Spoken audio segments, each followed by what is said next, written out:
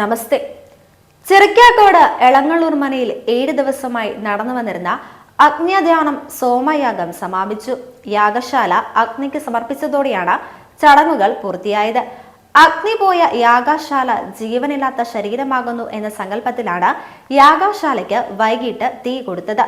വിവിധ ചടങ്ങുകൾ നടന്ന യാഗശാല അഗ്നിയിലമർന്ന് പ്രകൃതിക്ക് സമർപ്പിച്ചതോടെ സോമയാഗ ചടങ്ങുകൾ സമാപിച്ചു. 22 വർഷത്തിനു ശേഷമാണ് ജില്ല സോമയാഗത്തിന് വേദിയായത്.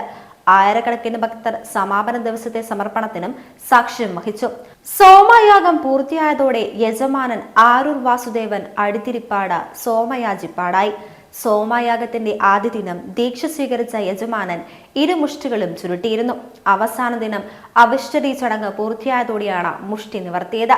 ഋതുക്കുകൾ സോമാരസം ഭക്ഷിക്കുന്ന സവനമുഖ ഭക്ഷണം, ആന്തരിക ശുദ്ധിക്ക് പ്രസാദമായി നൽകുന്ന സൗമ്യം സോമരസം, മുഴുവനായി ഹോമിക്കുന്ന സോമാഹൂതി, ഋതുക്കുകൾ പരസ്പരം മന്ത്രം ചൊല്ലിപ്പിരിയുന്ന സഖ്യവിസർഗം, 3 കുണ്ടലങ്ങളിലേക്കും അഗ്നി യജമാനൻ ഗൃഹത്തിലേക്ക് കൊണ്ടുപോകുന്ന തോത്രാഗ്നി തുടങ്ങിയവയായിരുന്നു അവസാന ദിനത്തിലെ പ്രധാന ചടങ്ങുകൾ.